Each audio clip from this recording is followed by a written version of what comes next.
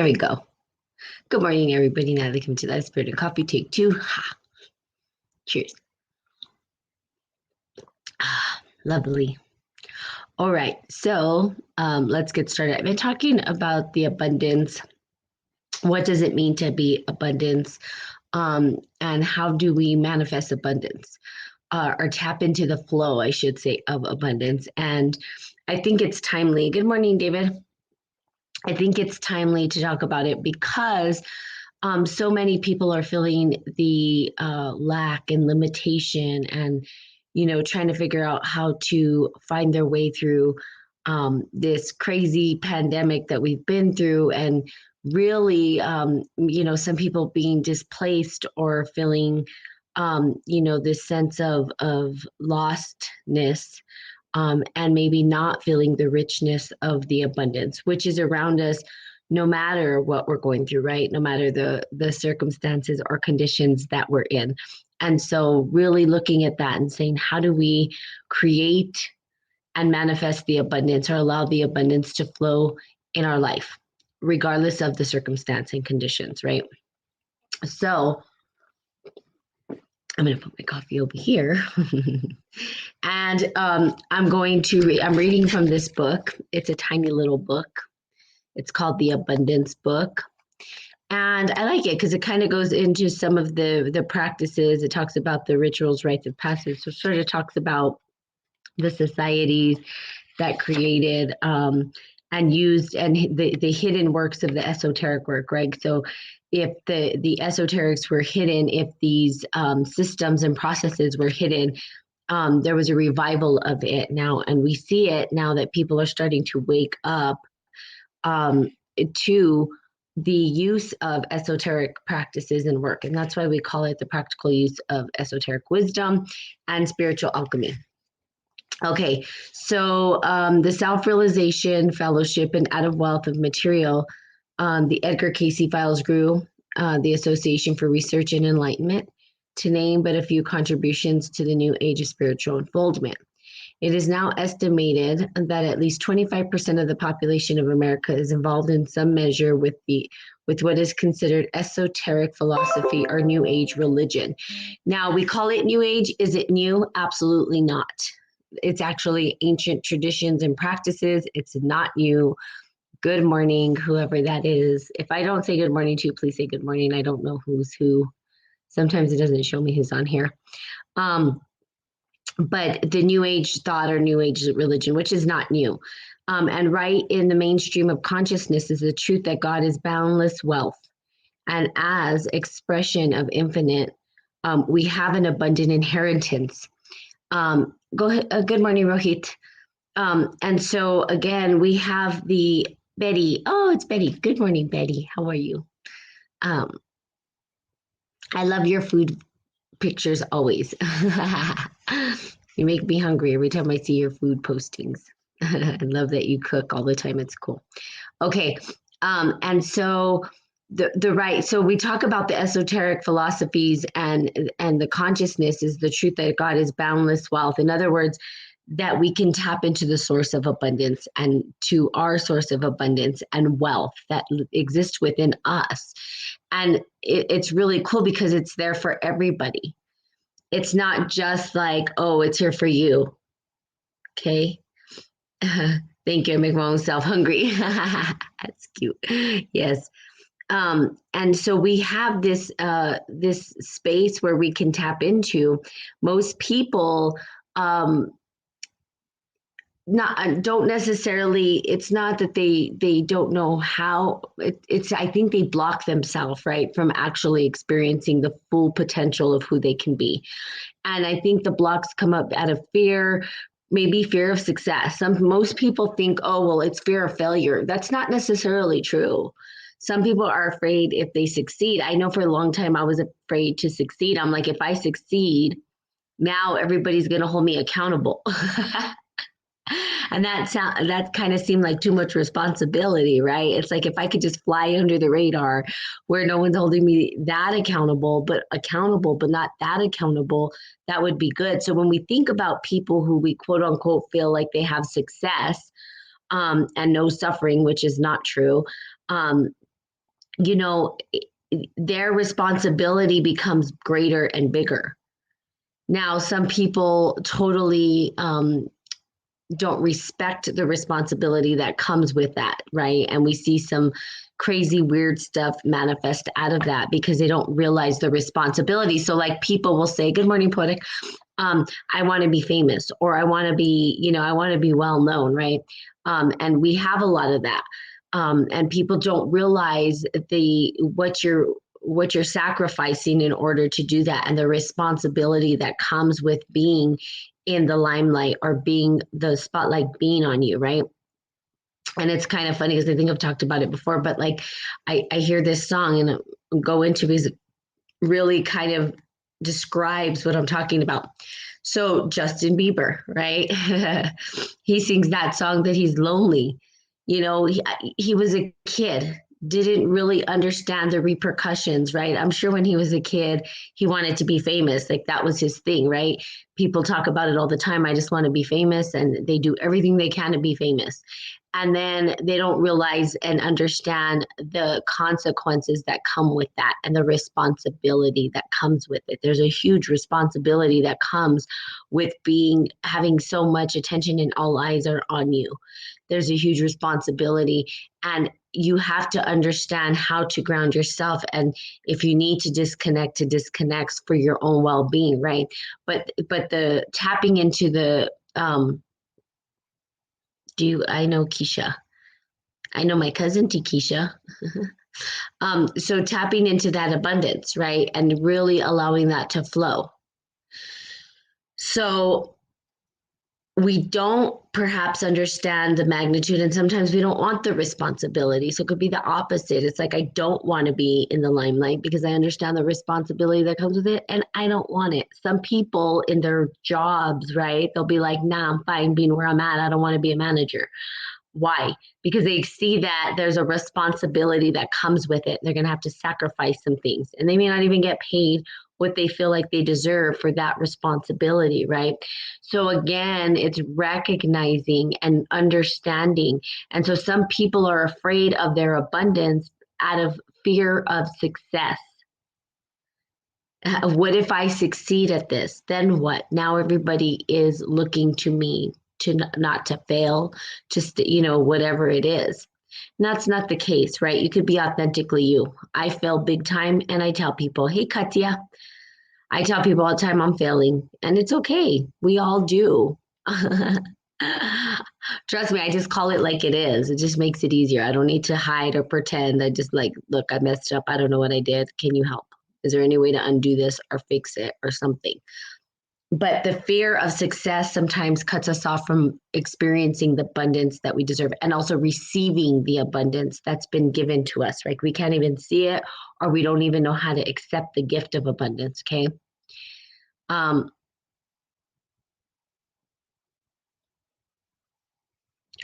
Okay.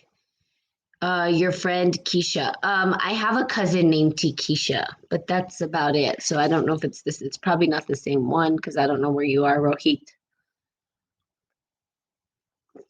But maybe. I have no clue. I mean, it's a small world.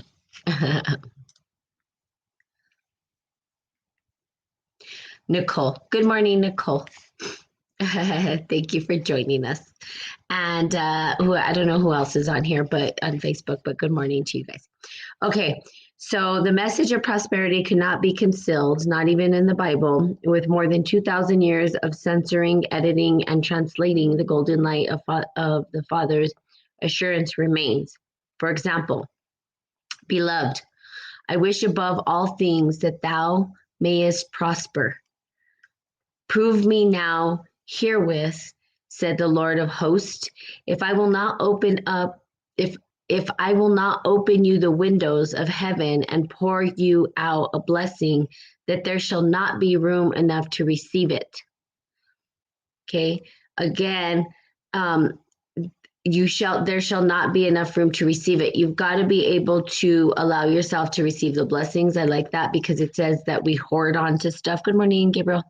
We hoard on to things. We hold on to things so much that we don't allow other things to flow through. Remember, abundance is the ebb and flow of giving and receiving. It's not just about receiving stuff. You've got to let go of stuff in order to receive stuff. And I can tell you this, I'm going to tell you what I'm actually, I'm actually a master at this, okay? Devouring and recreating, like Kali. I will devour things and create. And I'm a creator, and we all are. We all have this capacity. But sometimes we're afraid to let go of the old structures and bring them down because we're afraid that maybe a new structure won't arise out of it, right? Good morning, Jose. And so sometimes what we do is we hold on to the tower that we're in and we don't want to let it go. And we hold so tightly that we can't receive the blessings and the abundance that's there for us. It's the promise that was given to us, right? That there is this abundance, but we've got to let go of our grip. Abundance is the ebb and flow of giving and receiving. So, I was thinking about this because my whole life, we collect things. If you haven't noticed, just here's the deal. Go move into an empty apartment. See how long it stays empty. It ain't going to stay empty because somehow we as humans collect things. And we end up with a lot of stuff. And we're like, how do we end up with all this stuff? We started with nothing and now we have way too much stuff. Right? So we start to see that the abundance flows, but in order to receive new, we've got to let go of the old. Okay. So we understand it as a concept, but to actually practice this is important. And we have this with some people with their mental space. Giving up stuff to them is really hard. And it becomes a challenge for some people. Relationships. I'm not just talking about tangibles. I'm talking about energy that's holding you back, right? It could be relationships. Giving and receiving is not just about materialism, giving and receiving. It's an energy transfer as well. So giving love, receiving love, right? Giving gratitude, receiving gratitude. And that's the ebb and flow of the abundance that we get to experience. It exists within you, but sometimes we hoard, right? We hoard things. And when we hoard them, we then suffocate the ebb and flow of the abundance that allows us to create and to receive the abundance. So we can, if we're suffocating it, don't suffocate it, or do, it's up to you. But if you suffocate the abundance, then the flow stops. You're choking it out. And now you're unable to receive. So devour. I devour things. Literally, I will totally and I give things away and I'm like, take it. Like I'll be like, I'm going to sell this and I'm going to sell that. And some people do, and that's fine, but it never works out for me. So instead, I'm going to sneeze. No. Yes. Okay. It's there. But I give things away, right? I have a bunch of stuff and I'm like, you know what, just take it. I'm not even going to sell this furniture. You can have it. You want it, you need it, take it. I'll get a new one. I'll get a whole new one because new stuff always arises. It's always coming back in some form or some way. Okay, so that's the abundance. But when we hold on, when we hold on too tightly, right, then we can allow it to come. Bye, Rohit, if you left. Thank you for showing up and gracing us. Okay, the blessing of the Lord, it maketh rich, and he addeth no sorrow with it. Okay. They shall prosper that love thee. Peace be with thy walls, and prosperity within thy palaces. God is able to make all grace abound toward you, that ye, always having all sufficiency in all things, may bound to every good work. Okay, thou shalt remember the Lord thy God, for it is that giveth thee power to get wealth. The Lord shall open unto thee his good treasure, the heavens to give the rain unto thy land in his season, and to be blessed all the work of thine hand, and thou shalt lend unto many nations, and thou shalt not borrow. And that's the big thing. So when we look at borrowing, so I'm going to talk about borrowing too, because when we think about borrowing or credit or these systems that we have, right, doesn't help us. And my dad was I'm going to just say that my dad was amazing when it came to money and teaching me about money and the flow of money, which is part of abundance, right? Because it's an energy transfer. Um, and he used to always tell me, if you don't have the money to get it or buy it, don't do it. Why are you going to do it? Don't get credit. So here's the deal. And I'm going to tell you guys a little secret about me. I've never had a credit card in my life. I don't buy things on credit. Well, okay, that's a lie. I'm not going to say, because our system's set up that way. So eventually you have to buy something on credit. But if I bought anything on credit, it was maybe a car. The last car that I got, I paid most half of it, and then the other half I got on a loan, right? But my dad told me this. He said, why would I lend you money? I would never lend you money, because all that's doing, it's not helping you, it's harming you, because now you're in debt to me. Okay. So to borrow, right, means that we're in debt to something. And the passage is telling us that we have an abundance where we don't need to borrow. So if we had the gratitude for what we had now, what we need to borrow? Okay. Now, I'm not going to say that that's not the case, because, of course, in America and a lot of other places, you have to, in order to get a home, right? Some people don't have that, expendable cash. They don't have that extra cash just to pay off a house, and they need a place to live. So, they're constantly saying, okay, I'm going to borrow this money so I have a place to live, but I'm going to pay it off. Okay. And they're constantly paying on it. But if we lived from the true nature of abundance, and if we went back to what that really means, it means that everything that we have is always there for us, no matter what, and that we need not borrow.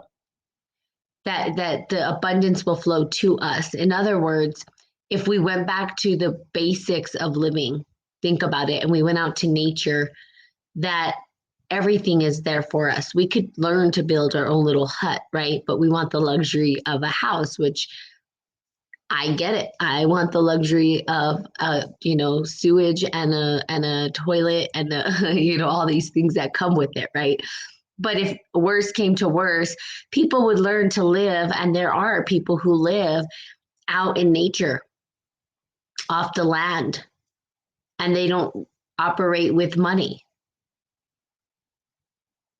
They're not borrowing anything. They're just utilizing the resources that are available to them to create their life. Okay.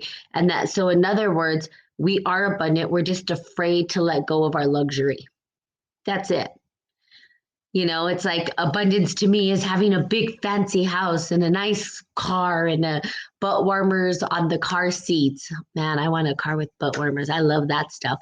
But, it's like, I want all this, but really, if we took that all away and we ripped it all apart, we would still have everything that we need in order to survive. We just don't know how, because we're living in luxury at this point. That's the only difference. But the abundance and the resources are there. Okay. So remember, abundance is not just about having the money and the house and the car and all these. That's abundance. There's so much more to it. But when you tap into your own internal abundance and your own understanding of the ebb and flow of what abundance means, those things will manifest for you naturally, organically, seamlessly. What is the intention behind it? Okay. So again, let the Lord be magnified, which hath pleasure in prosperity of his servant. All things whatsoever ye pray and ask for, believe that ye have received them, and ye shall have them. Okay, and the message continues. Man was born to be rich, or grows rich by the use of his faculties, by the union of thought with nature. Okay, so again, it's our thought with nature, and that's the connection to the understanding of the ebb and flow of the giving and the receiving in abundance and what abundance means. So there's a lot to abundance, right? So I want to be mindful and think, okay, you guys, hopefully are getting that it's not just a seminar on a weekend that helps you tap into your abundance, or reading one book that tells you the secrets of abundance. That's not how it works. It's not just a seminar, it's a practice. And it's an understanding of the concepts of abundance and then applying them to your life. Now, the application is the hard part. And that's why, okay, I constantly bring you guys back to Spirit and Coffee and what it's about. It's not talking about it just conceptually, it's practicing it. How will you practice that in your life? What will you practice in order to receive this abundance? What is it that you're living abundantly in now? What do you have in your life right now that's abundant? So right now I can tell you where I have lack and limitations and restrictions, and that's with time. Time feels a little constricted for me at this point.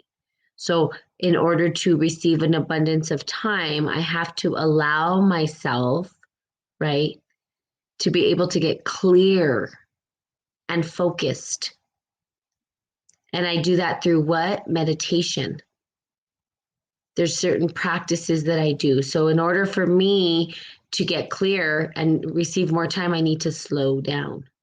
You receive more time when you slow down. When you speed up, time speeds up. When you slow down, time slows.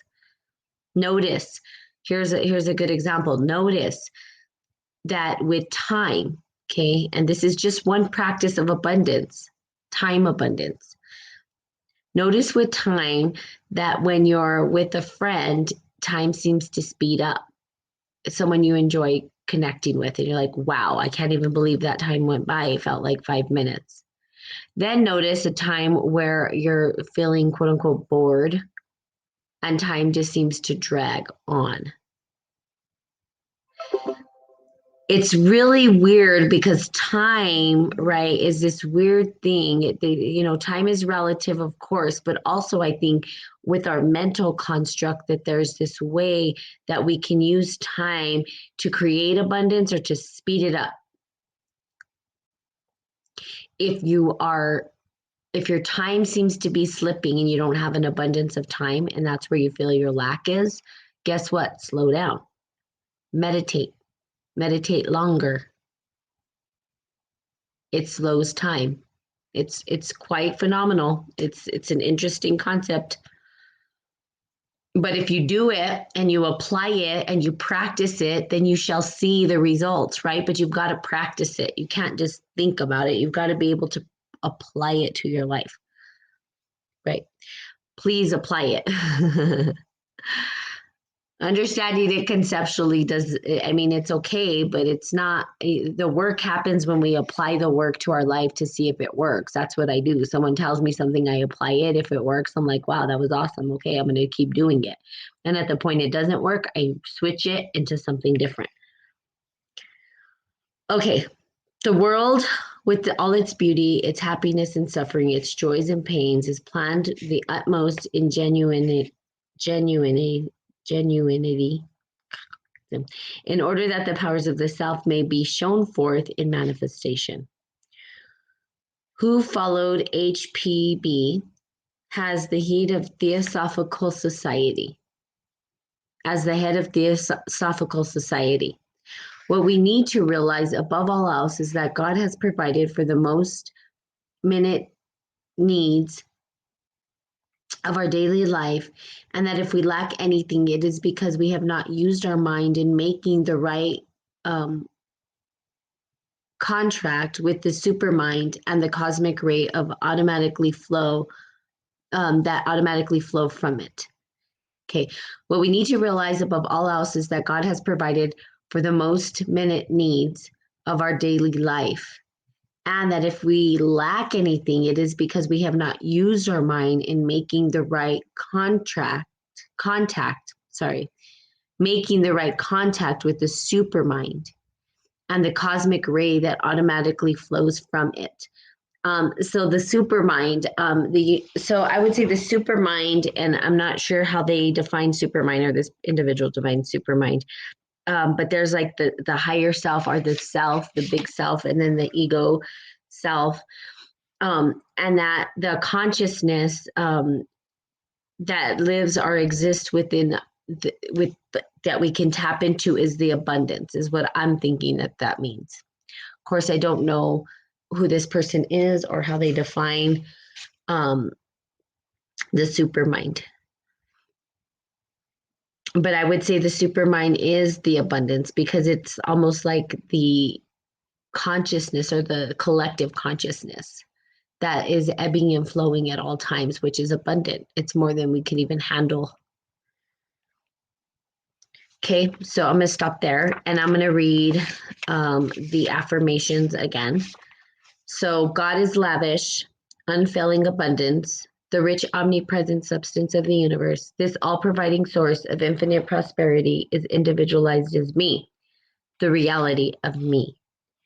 I lift my mind and heart to be aware, to understand, and to know that the divine presence I am is the source and substance of all good. 3. I am conscious of my inner presence as my lavish abundance. I am conscious of the constant activity of the mind of infinite prosperity. Therefore, my consciousness is filled with the light of truth. 4. Through my consciousness of my God self, the Christ within, as the source, I draw into my mind and feeling nature the very substance of spirit. This substance is my supply. Thus, my consciousness of the presence of God within me is my supply. Okay? The consciousness of the presence of God within me is my supply. Remembering that we can tap into that super mind, right? Which is the mind of God, right? It's a piece of it, and we are able to tap into it, and that piece is enough. Okay? And we'll go on to 5. Money is not my supply. No person, place, or condition is my supply. My awareness, understanding, and knowledge of the all-providing activity of the divine mind within me is my supply. My consciousness of this truth is unlimited. Therefore, my supply is unlimited. I love that. So there you go. Those are the first 5 affirmations. And then we'll go through 6 through 10. And then, we can keep repeating them until I get through this book, which is almost done. I mean, it's a tiny little book. But you know me, I could talk forever on one lecture on one sentence. All right. So there you have it. Go live abundantly. Have a great, beautiful, abundant life. If anybody in the future wants to call in, they're more than welcome. But I love you guys so much. Have a magical day. It's Thursday, almost Friday. So have a blessed day and live abundantly. Go practice abundance. Go look at where you feel like you're lacking something, and then start to release the energies and the ebb and flow of the giving and receiving within that particular piece of your life, and see how the abundance shows up for you. I'd love to hear. Okay. So I love you guys. Have a great day. Bye-bye.